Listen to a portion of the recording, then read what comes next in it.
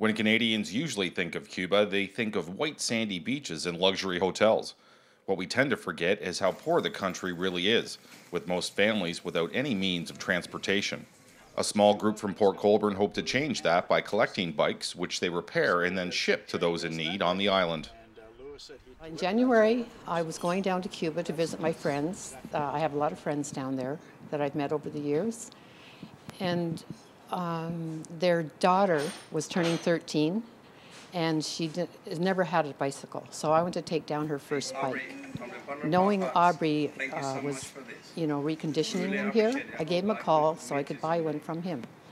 When I asked him could he box it up for me because it was going to Cuba. And when he heard that, he was very interested in my purpose. And he offered to give it to me, donate it for the cause. And also he told me that if I could get more tourists, he would donate as many bikes as tourists that I could get rounded up to take them. So, and that was it. That was in January. And since that, 8 bicycles have gone down with tourists. And Dubois Charitable Foundation, they came by a couple weeks ago and they picked up 40 bicycles. And they will put that in a container and take it down to Cuba next month. She explained to me where they are involved with other people taking medical supplies and clothing and other needs to the Cuban people. And I just couldn't believe how much they need things as simple as a bicycle or whatever. And I decided right then that I'm going to jump in. Whoever needs a bicycle in Cuba, and provided I have bicycles available here, I will get them prepared, I will get them boxed, and donate them. And from that, we had some coverage through the local media with the Welland Tribune.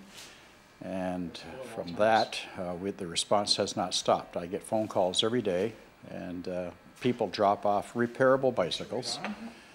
And that's what I do as a retiree. I enjoy working on bikes. I love working on them.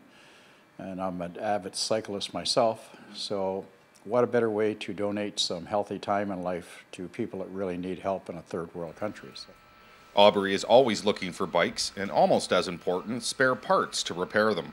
To me, if the bicycle's repairable, and it's pretty easy to see a bicycle that has been damaged or ran over or bent beyond help, but I have a lot of parts here. I've had the greatest fortune of a gentleman out of Thorold he owns a home hardware in Thorold. He phoned me up, and his name is Mark Camello, and he used to sell and repair bicycles at that business, and they got out of the business a few years ago. And I went down to meet him, and he has more than likely 3 pickup truck full of bicycle parts, which I've brought one load home. I have no room left. But with that has helped me put a lot of parts in these bicycles, and I've included in the ones I'm flying out now a bicycle helmet, an air pump, spare tube, spare tire, items that they don't have.